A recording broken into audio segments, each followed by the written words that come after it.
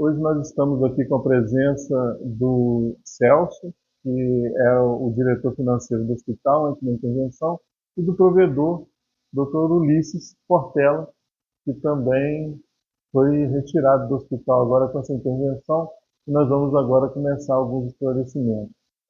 Boa tarde, Celso, doutor. Boa tarde, Marcos. Boa tarde, Marcos. Então, vamos começar pela questão do que vocês deixaram lá, o que essa intervenção, os interventores, o que eles estão recebendo, né? O que tem no caixa do hospital, o que tem para o hospital receber, como é que está a situação do hospital hoje financeira, vamos dizer assim.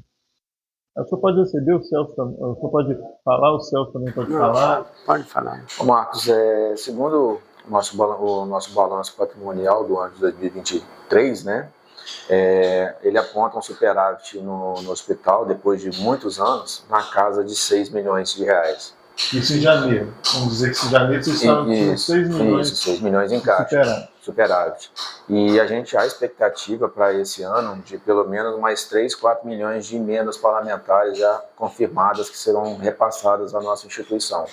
Então a gente pode falar aí que esse ano, além dos recursos tradicionais do hospital, como o recurso do SUS, de convênios ou particulares que utilizam o hospital, através de emendas parlamentares, a gente está trabalhando com uma previsão de 10 milhões esse ano para o hospital. Até o final do ano. Até o final do ano. Mas quando você saiu de lá, foi na terça-feira, na segunda-feira, quando você fechou o seu caixa, o hospital tinha quanto mais ou menos em caixa? Devia ter em torno entre 3,5 e 4 milhões. Mais 4 milhões já depositados nos cofres do Fundo Municipal de Saúde a ser repassado para o hospital, que não havia sido repassado ainda. Então o hospital estava com mais ou menos uns 3 milhões no caixa, quando você deixou na segunda-feira. Ainda tem mais 4 milhões, quer dizer que se for repassado hoje, o hospital teria 7 milhões no caixa. Exato. Então quer dizer que essa questão então, de que o hospital está sem dinheiro, não é verdade. Não, graças a Deus, no momento, não. E com relação a tal dívida de 40 milhões, aí, não sei se o doutor Luiz quer falar. Bom, essa dívida, em primeiro lugar, boa tarde a todos. Essa dívida de 40 milhões, ela não remota do ano passado para cá. Ela vem já se acumulando há quase 20 anos, né? Quando nós assumimos a mesa administrativa, em 1º de abril de 2023, a dívida estava mais de 40 milhões.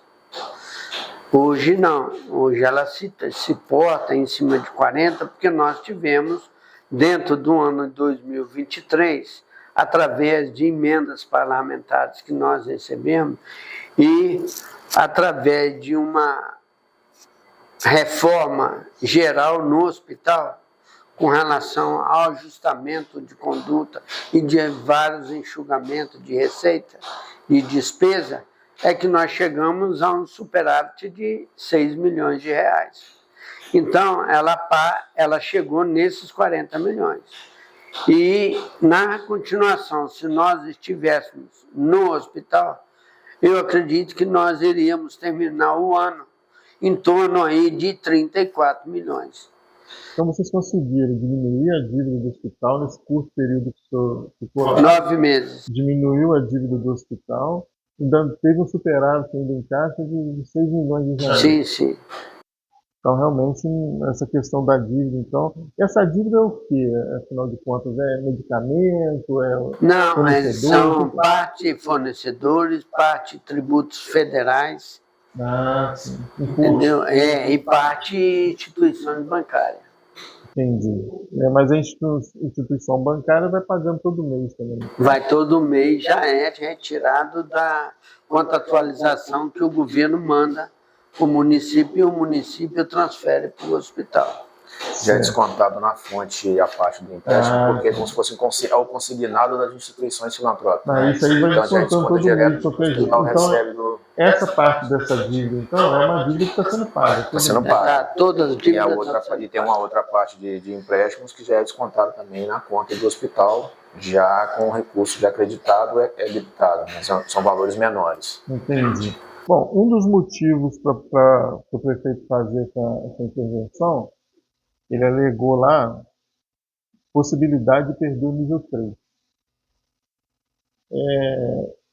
Essa possibilidade realmente existe, inclusive, tem uma coisa que ele colocou lá, notório prejuízo do atendimento hospitalar e grave risco para a própria preservação da vida humana.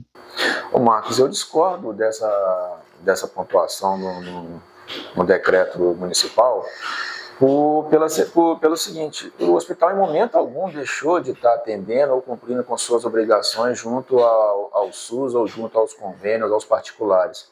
A estrutura do hospital está lá atendendo, sobrecarregado, disso, principalmente nesse período de dengue, ao qual o município não conseguiu dar conta dessa demanda de dengue, que foi uma coisa fora do normal esse ano, né? O hospital abriu as portas, criou uma sala de hidratação. Primeiro, nós começamos com um ambulatório para estar atendendo, com a média de 300 atendimentos diariamente no pronto-socorro. É uma coisa fora do normal para os padrões do hospital. E a gente vinha trabalhando normalmente com o hospital em sua lotação, mas nunca desassistindo a população. Pelo contrário, nós tivemos o incêndio da subestação, nós tivemos que diminuir o número de salas de cirurgia e mesmo assim o número de cirurgia não caiu. Nós aumentamos o horário, criamos mais um turno cirúrgico, remanejamos os funcionários do centro cirúrgico para estar atendendo, para não ter prejuízo para a população, em momento algum. Então a gente meio que discorda dessas afirmações. Eu ouvi comentários de que o hospital estava atendendo só com 25% da sua capacidade nos plantonistas. Não, esse valor foi de 2022. Esses valores não remontam ao ano de 2023, são de 2022. Isso, inclusive, não é mais parâmetro pelo Valora. Os parâmetros do Valora hoje, desde agosto do ano passado, saiu a nova portaria. Esses valores, a questão de lista de presença, de comparecimento do pronto-socorro, dos médicos, isso não é mais pontuação para o Valora. Então, eu acho, na minha opinião, que... Isso é um dos considerantes, que não estaria cumprindo essa meta. Exatamente. Então, a gente não tem mais esse parâmetro como penalização para o hospital. Ele não faz mais parte. Não faz mais parte, então. E será que a Secretaria de Saúde não sabia disso? Eu creio que sim, eu acho que não. Porque colocaram aqui no considerando, inclusive está falando aqui com relação ao nível 3, que poderia acarretar uma perda anual no valor de R$ 4.520.862,18. Isso aí por não atender as metas e indicadores do Valora mesmo. Esses são indicadores do Valora, né? Esse valor de 4 milhões e meio, ele é repassado em 3 parcelas para o hospital, né? É o valor de 1,5 milhão em cada parcela. Nós já recebemos a primeira parcela em janeiro, referente ao primeiro quadrimestre. Os indicadores que já foram publicados semana passada começaram a soltar, para tinha que encerrar essa semana agora, se você concordava ou não com os indicadores. De 5 indicadores, 4 nossos foram aceitos como 100%. Apenas um era questionável e a gente já estava querendo intervir porque era questão de alimentação de um sistema do Estado, que é para controlar custos. E a gente tem uma pessoa no hospital que é responsável por estar fazendo essa alimentação do sistema. Então, ele já fez o treinamento, fez tudo, eu assustei quando veio zerado esse indicador. Mas os demais indicadores vieram 100, ou seja, o hospital cumpriu com todos os outros indicadores. Então, um indicador, eu não acredito que seria penalização para o hospital estar perdendo essa questão do nível 3. Questão do 6º andar, doutor Luiz, que eles estão alegando até desvio de dinheiro lá, desvio de verba, com relação ao 6º andar, dizendo que não foi cumprido, foi paralisado. O que você tem a dizer sobre isso? Eu posso falar como construtor e técnico de edificação. O valor ali que foi enviado para o hospital, em torno de 350 mil, alguma coisa assim, não daria nem para 2 salas de UTI. Eles não entenderam o que aconteceu ali. O dinheiro não era suficiente para começar uma obra, sendo que não teria como terminar ela. Na época, eu não era provedor, eu era apenas tesoureiro. E por várias vezes, por várias reuniões com a MP, eu percebi que o dinheiro era preferível ter devolvido do que continuar fazendo o que foi feito. E o que foi feito, nada mais foi feito com aquele que foi feito, com os 300 e poucos mil que foi todinho colocado ali.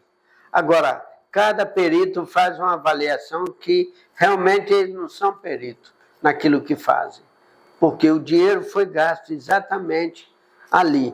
Mas jamais daria para construir com 300 mil uma UTI de 6 leitos. Não tem cabimento. É até legal, Marcos, frisar nessa questão do sexto andar. É uma obra que essa alegação é feita em cima da administração passada, não da nossa gestão. Isso é de 2021, 2022 foi quando foi executada essa questão dessa obra. E a gente começar, como eu estava conversando com você antes de iniciar a nossa entrevista, esses valores, essa questão da medição que está dando uma diferença, né, entre o valor apurado e o que foi pago. Eu recebi 2 peritos, um da equipe da Engenharia Municipal e a equipe do Ministério Público de Belo Horizonte, a engenheira esteve lá. Ninguém tem o que existia lá quando foi feito o início das obras. O que de parede foi derrubado, o que realmente se recolheu de entulho lá. Ninguém tem essa informação. Então, até para nós que estamos lá na gestão, assim, eu não posso te falar porque eu não estava aqui na administração passada. Eu não sei como te falar se aqui tinha uma parede aqui ou se era essa parede. O parâmetro que eles utilizaram foi uma planta que nós arrumamos de um projeto de incêndio do hospital. Então eles se basearam naquelas paredes que estavam lá. Mas ninguém sabe se naquele andar existiam mais coisas.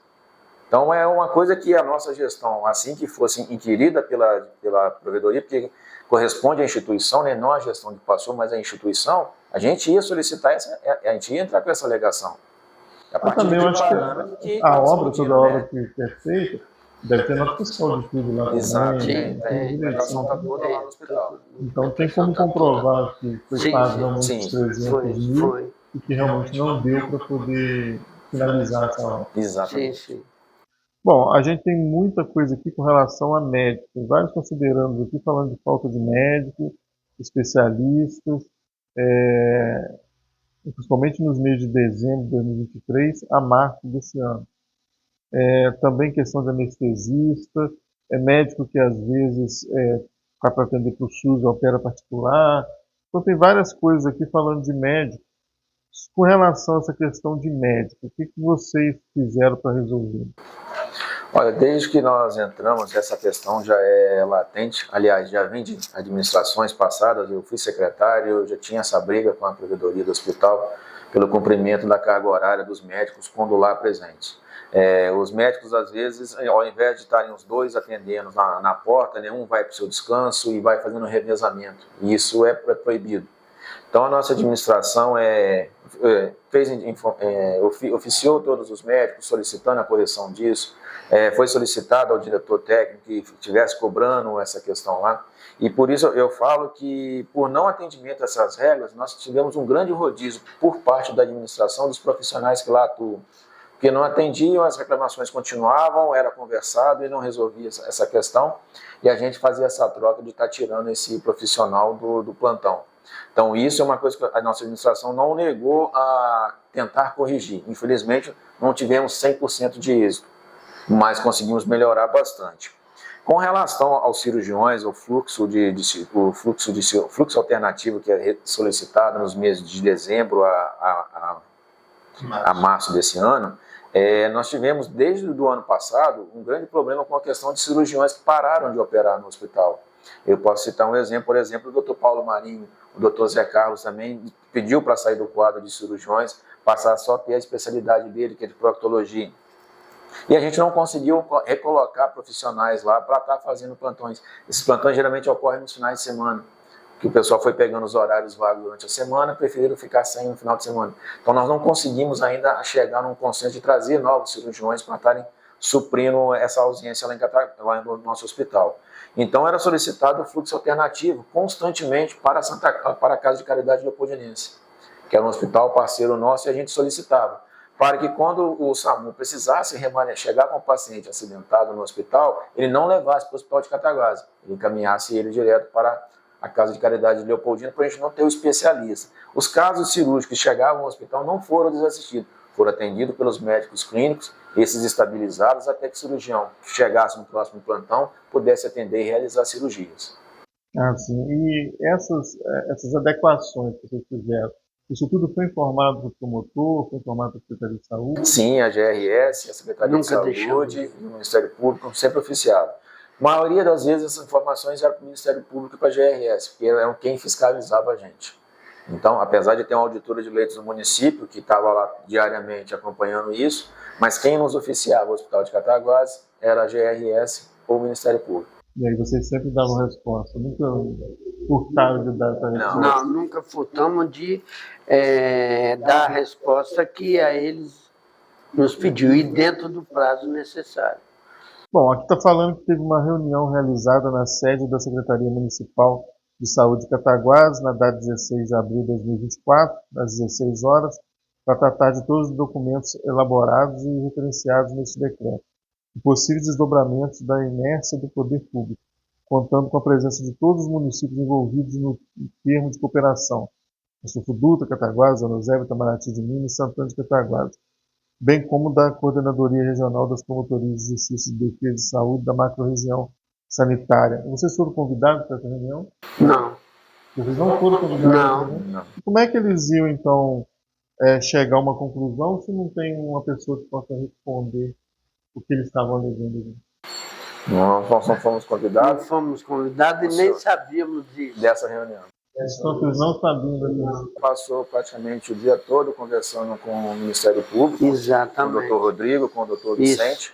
Em nenhum momento toda a situação do hospital para ele levantou os pontos, que o hospital já estava atuando dos itens elencados que estavam sendo resolvidos, o andamento daqueles que ainda estavam pendentes. Então, assim, o hospital nunca furtou de estar corrigindo, de estar botando transparência nessas informações para o Ministério Público e para a Regional de Saúde de Leopoldina. Algum desses outros municípios aqui que tem um convênio do pronto-socorro, né, no caso, eles chegaram a reclamar alguma coisa com vocês?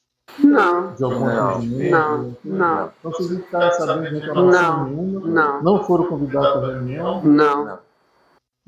E a gente também, inclusive o Dr. Rodrigo de Barros, em nota, ele afirmou que o Ministério Público não propôs a intervenção. Exato. Isso foi uma coisa que foi decidida pelo município e o município de Cataguases. Então. Exato. Porque os outros aqui, pelo jeito, não reclamavam de nada.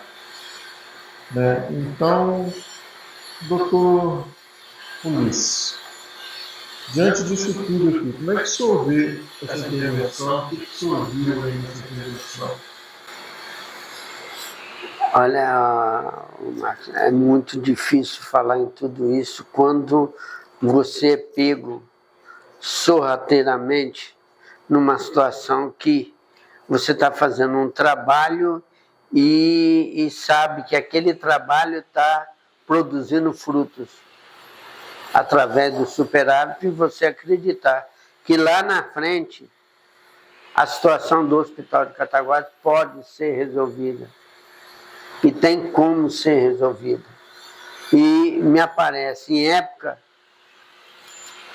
faltando 6 meses para as eleições municipais, acontece uma intervenção nessa, no Hospital de Cataguases, sem que a mesa administrativa, o Conselho Superior, o Conselho Fiscal e toda a irmandade da instituição tivesse a menor noção e o conhecimento que haveria uma intervenção no hospital. É muito triste e lamentável que o povo de Cataguases tenha que passar por uma situação dessa, sabendo que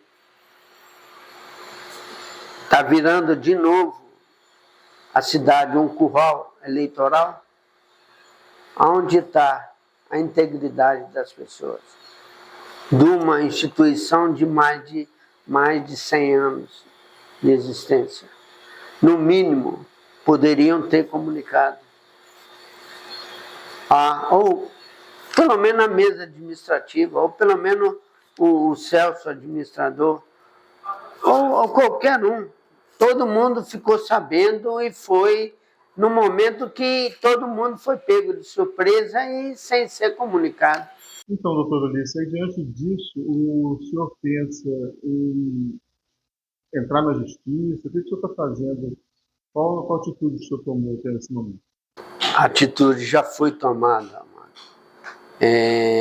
para que mostre que o decreto não condiz com a realidade que ali está declarando.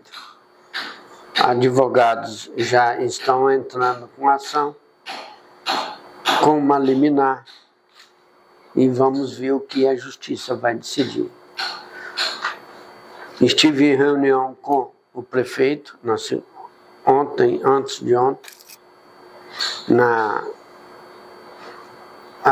de ontem eu tive, foi falado para mim que não iria mandar ninguém embora e nem admitir ninguém. Só iria fazer os acertos necessários e em outubro entregaria o hospital de novo nas minhas mãos. Foi isso que foi falado para mim. Entendeu? Então, mesmo diante disso, eu fico preocupado com os funcionários que me mandam mensagem que estão sendo aterrorizados, sofrendo assédio moral, e são pessoas que saem de casa para trabalhar e querem voltar para casa, sem o psicólogo atrapalhado. Então isso é o que me preocupa mais.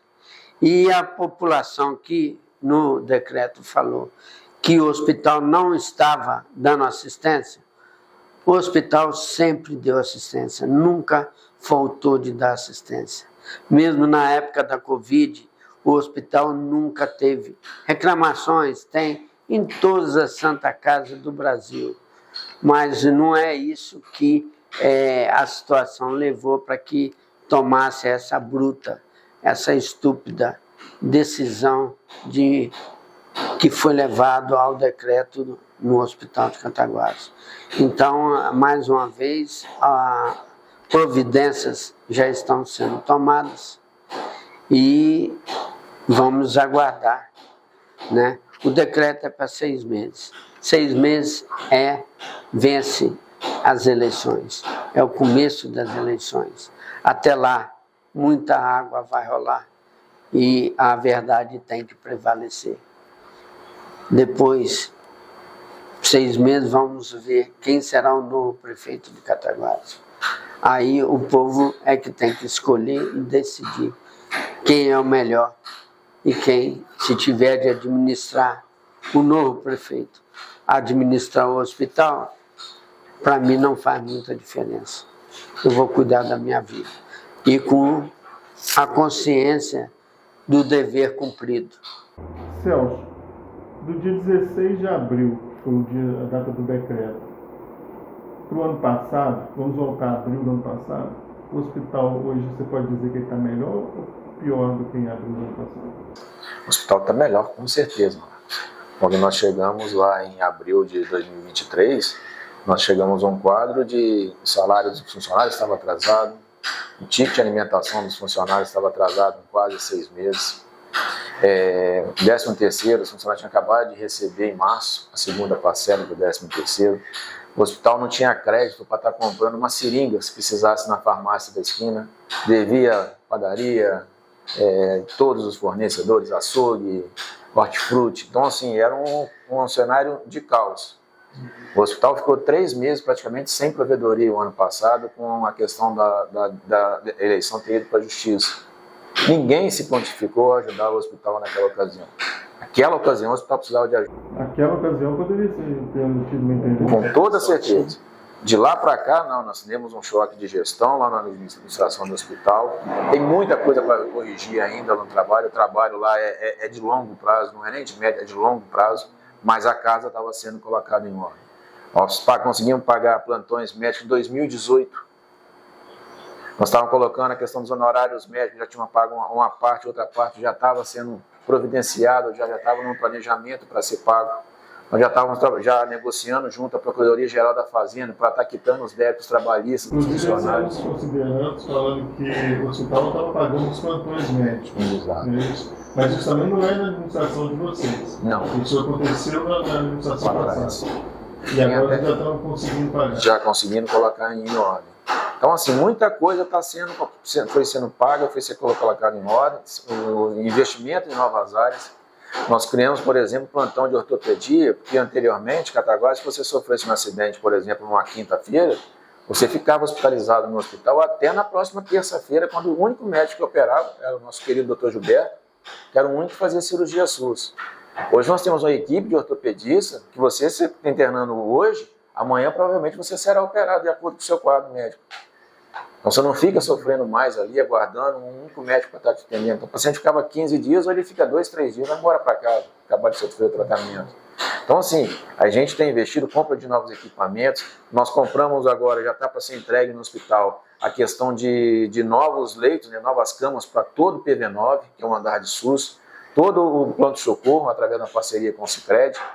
A gente está reformando a brinquedoteca da pediatria, que ela ficou na pandemia, a obra que tinha lá foi parada, então ela foi meio que desativada, está sendo reativada com equipamentos novos, com ar-condicionado, tudo direitinho. Então assim, investimento está sendo feito, melhores está sendo feito na Santa Casa, que a gente não entende por que piorou nesse dentro da casa. O portal de transparência, o pessoal reclama muito que o hospital não tinha o portal de transparência. O que vocês fizeram?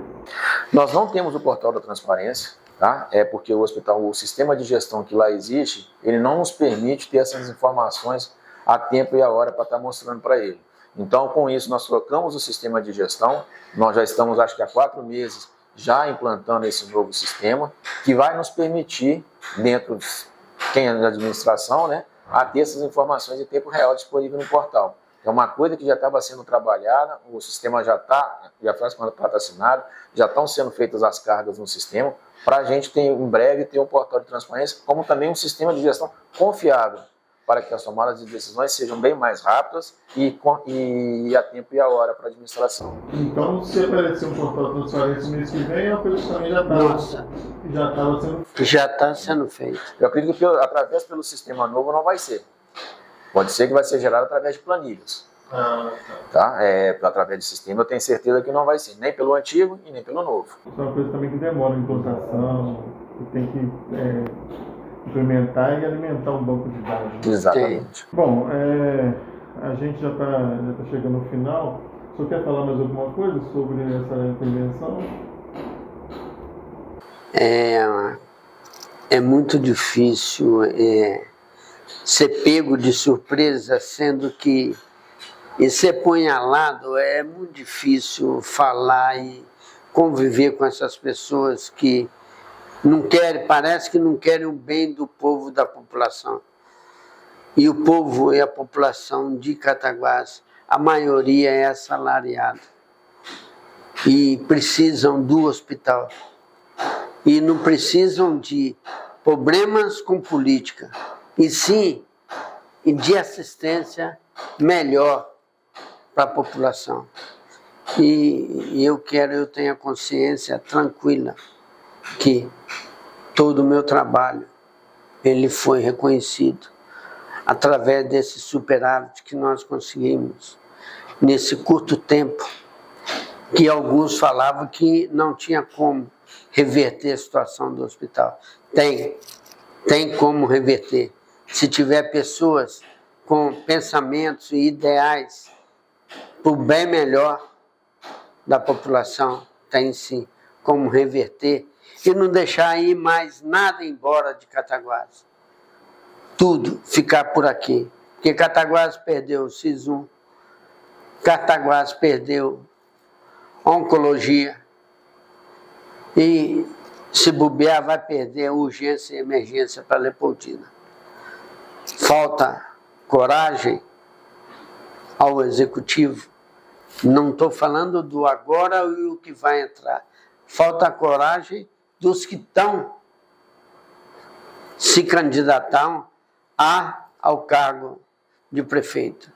Eles têm que saber que Cataguás não tem que dar passo para trás, tem que dar passo para frente.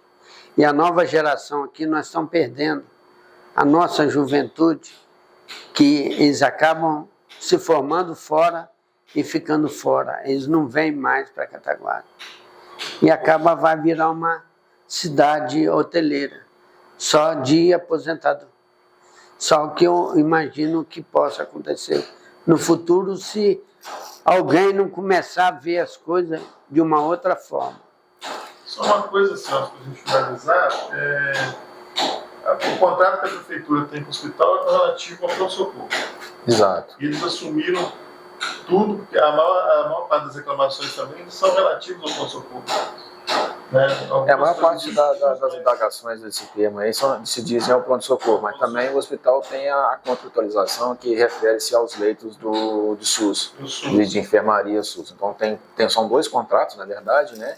Que é a contratualização, que ela é baseada com o Ministério da Saúde, através do município, né? São aqueles repasses que vêm direto do governo federal para o município e é repassado para o hospital. Esse se diz aos leitos de enfermaria, aos leitos de UTI que existem no hospital e ao atendimento que o hospital faz. O hospital é pessoa jurídica particular, não é isso? E que atende ao SUS, que é conveniado ao município, mas o município está assumindo tudo, tanto o particular quanto o SUS. Exato. Quanto o município paga para o hospital, no caso do pronto-socorro, por mês? O município, junto com os outros 4 municípios que fazem parte do consórcio, né, que o termo de cooperação, é 462 mil por mês. 462 mil por mês? Isso, por mês. Menos do que o carnaval, desculpa, o pré-carnaval. Foi 600 alguma coisa. Então, realmente, assim, é um valor muito baixo. E vamos ver, então. Até com relação a isso, a gente já tinha solicitado a questão do reajuste desse contrato, né, para que o hospital tem o seu prejuízo mensal desse contrato, né? Então a gente queria que fosse corrigido. Foi feita a primeira convocação de reunião e não se chegou a um acordo, junto aos secretários também, quando começou essa leva de denúncias e de inquisições ao hospital. E no meio tempo disso nós descobrimos que o contrato está vencido. Então, ou seja, a preocupação de querer resolver a situação do hospital, mas nem o reajuste e nem o novo contrato foram propostos para o hospital para estar sendo reajustado. Então, o hospital está fornecendo serviço para o termo de cooperação, para os municípios de urgência e emergência, mas o contrato está vencido desde o mês de janeiro. Então, já vamos para 4 meses o hospital prestando serviço, foi solicitado a questão do reajuste, mas até o momento que a gente estava lá, ninguém nos procurou para acertar isso. Então, preferiram estar assumindo o hospital por conta própria. Agora, pelo menos, vamos saber quanto custa o pronto-socorro. Exato. Né? Bom, eu torço que consiga reverter isso, então agradeço a sua presença, todo isso, agradeço também, Celso. Obrigado. Alguém quer falar mais alguma coisa? Não. Eu acho que... Precisando, a gente está às ordens. Assim que tiver alguma outra decisão, alguma coisa, a gente está às ordens aqui para a gente poder... Agradeço a oportunidade para a gente estar trazendo para a população essas informações. Muito obrigado. Até a próxima.